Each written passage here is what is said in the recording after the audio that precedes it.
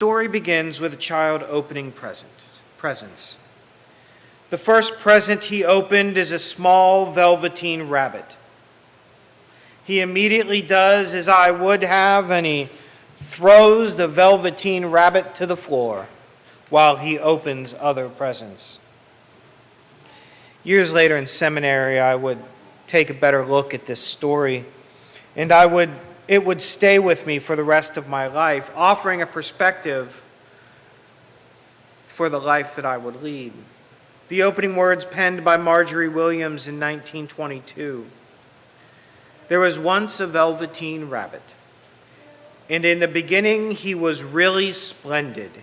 He was fat and bunchy as a rabbit should be.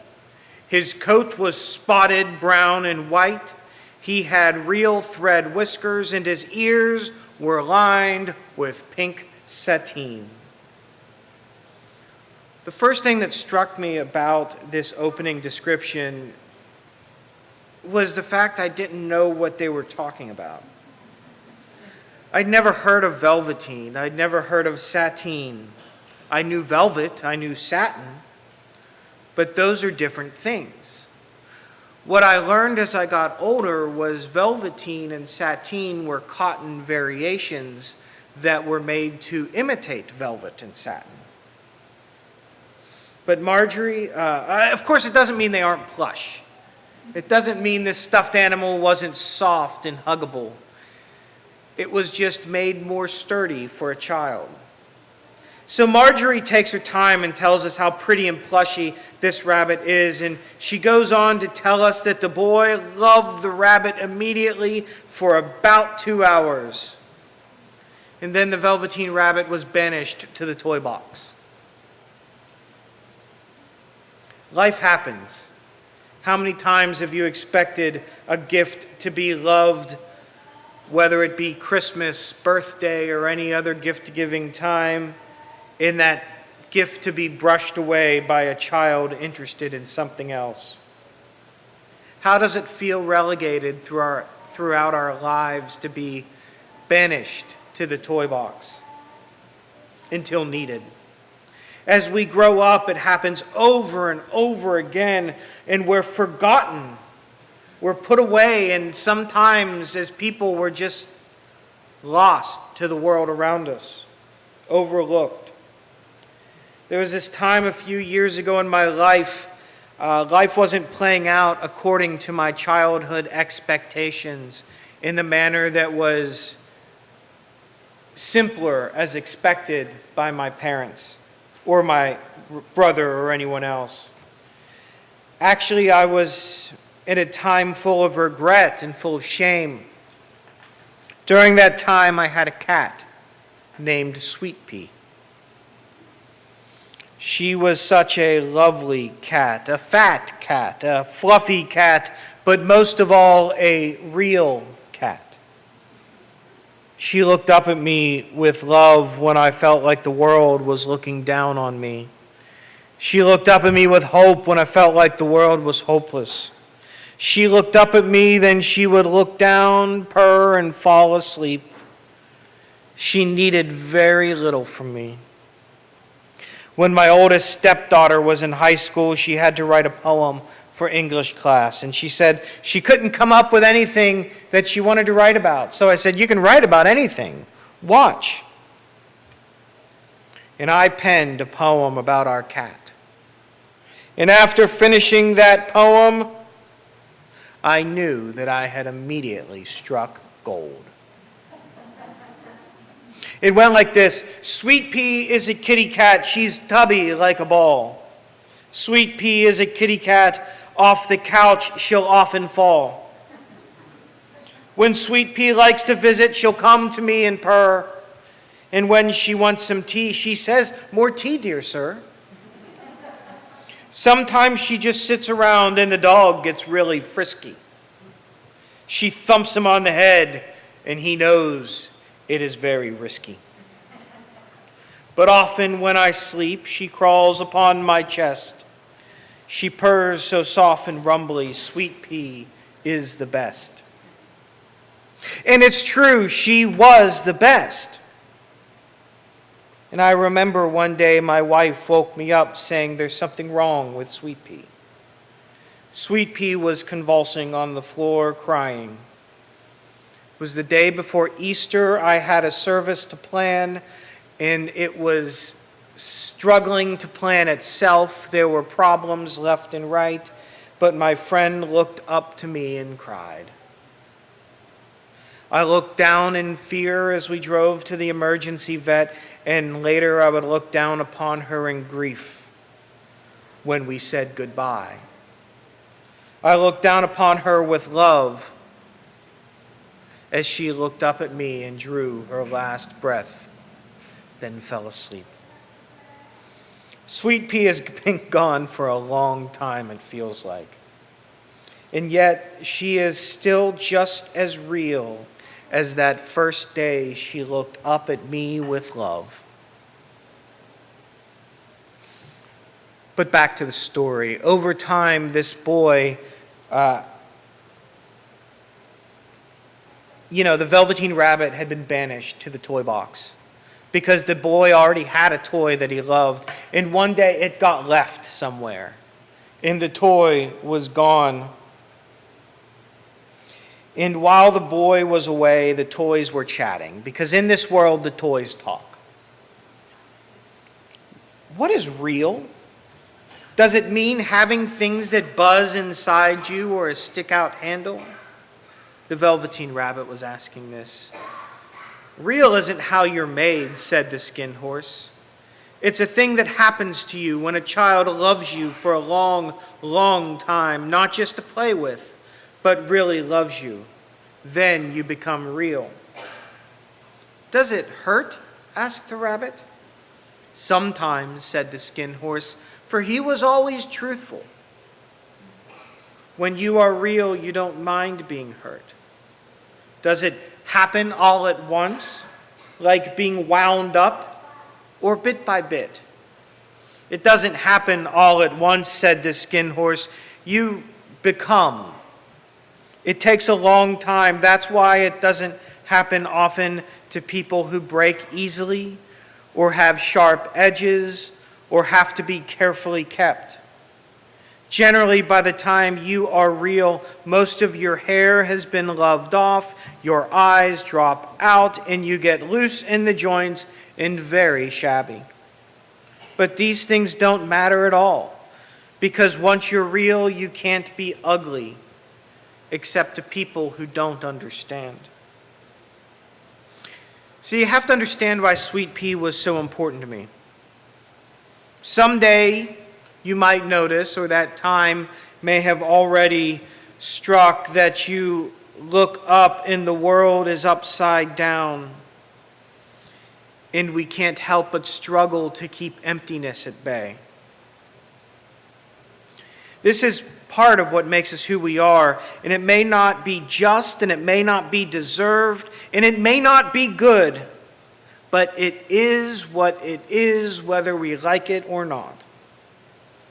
But to truly love one another and love this life we live, we have to understand that throughout our life, we will learn to love, we will lose love, and that every love comes with pain. During this time in my life when everything was falling apart, it was a decade or so ago, I reflected on a psalm that I had known my whole life, the words of Psalm 69 echoing in my brain, "Save me, O God, for the waters have come up to my neck. I sink into the deep mire where there is no foothold. I have come into deep waters, the floods engulf me. I am worn out calling for help. My throat is parched, my eyes fail, looking for my God." And many of you will probably have experienced that feeling at some point. For me, I would lie awake replaying mistakes that I could not change over and over again, head full of shame and fear. And Sweet Pea would come over and say hello. See, her meows were supplication. They were the universe answering my prayer, speaking to me as a cat, quite possibly the best cat that ever existed in the world. I mean, is that so silly to believe? That the universe would come to me, that God, that Krishna, that Mary or Bast would, or some other unknown deity were too proud to look at me through the eyes of a cat? I remember some nights lying awake, sometimes quiet tears falling, and she would nuzzle my face with hers as if to say, everything will be okay. It's just going to take time, and there is no way to make it happen any faster. Because knowing yourself takes time. The Velveteen rabbit once asked his mentor, the skin horse, if he was real. The skin horse said, "The boy's uncle made me real. That was a great many years ago, but once you are real, you can't become unreal. It lasts for always." Over time, the boy and the rabbit bonded, and the rabbit went everywhere with the boy.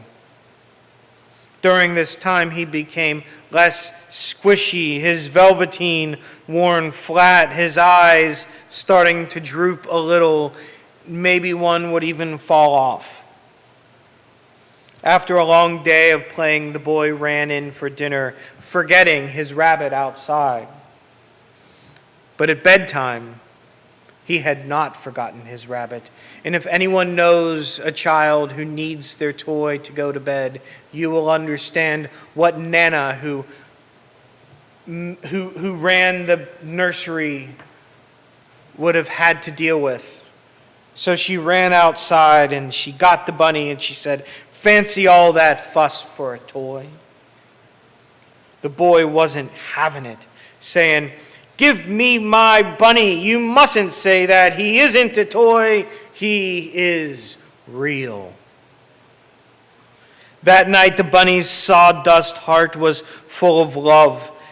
And the next morning, even Nana could see something different inside him. I declare, if that old bunny has got quite a knowing expression. But Marjorie Williams is not writing a simple story. It's a story about becoming, and as we know, becoming is painful. One day the boy had become very sick. The bunny stayed with him, even though it was uncomfortable, even though the boy was very hot, and even though he hugged him really tight and drenched him with his sweat. The Velveteen rabbit would not leave his child when his child needed him the most. Then the boy got better, so the parents in celebration planned a trip to the seashore, and the bunny was so excited because he loved going to the seashore. But the bunny didn't know that because it was scarlet fever, all the things that the child had touched while he was sick would have to be burned. And while the boy was asleep dreaming of the seaside, the little rabbit lay among old picture books in the corner, behind the chicken coop, feeling alone. He was shivering because he was used to the boy's bed. His coat had worn so thin from hugging that it no longer protected him against the cold. He thought of all the places the boy and he played. He saw all the games they played together, fairy huts in the flower beds, quiet evenings in the wood when he laid in the bracken as the ants climbed over his foot, and that amazing and wonderful day when he first knew he was real. And he thought, what was the point of becoming real for it all just to end like this? And a tear, a real tear, rolled down from the eye of the Velveteen rabbit. As the tear made its way over his nose, over where the mouth would be, it dropped onto the ground. And a flower bloomed where that tear hit the ground. The flower bloomed quickly. It grew twice the size of the Velveteen rabbit, and it opened and out stepped the nursery magic fairy. The nursery magic fairy had a special gift for him. But see, I remember Sweet Pea. I remember Sweet Pea. I remember saying goodbye to her. I remember leaving her in the bed. And when I brought my best friend, Delta Dawn, home from the shelter, she was a lost pup. I told her all about Sweet Pea. When the flower opened and the nursery magic stepped out, she waved a wand and she made the rabbit real. Wasn't I real before? Asked the little rabbit. You were real to the boy because he loved you. Now you'll be real to everyone. And I can't help but think, if you're anything like me, that you may at some point be all the characters in this story at different times. A boy who needs a friend during his hard times, during his good times and his bad times. The skin horse dispensing knowledge honestly even when it would hurt. A mother making difficult decisions that she knew her child would not understand. Or the rabbit who only became who he truly was meant to be after he had lost everything. Because in life we're called to all those things. We're called to our own spiritual search. We're called to reach out to others. We're called to generativity. We're called to make hard decisions. And we're called to be accepting of others wherever they are and wherever they need us to be. So if you feel broken-hearted, take heart, because there is a new dawn. And at this time, if you're not broken-hearted, if you're feeling fine, pay attention to the people around you, because they may be. Because they may need a nursery magic fairy to step out of a flower and help them become real. But most of all, remember, you are real. And because you're real, you can't be ugly. Thank you for listening.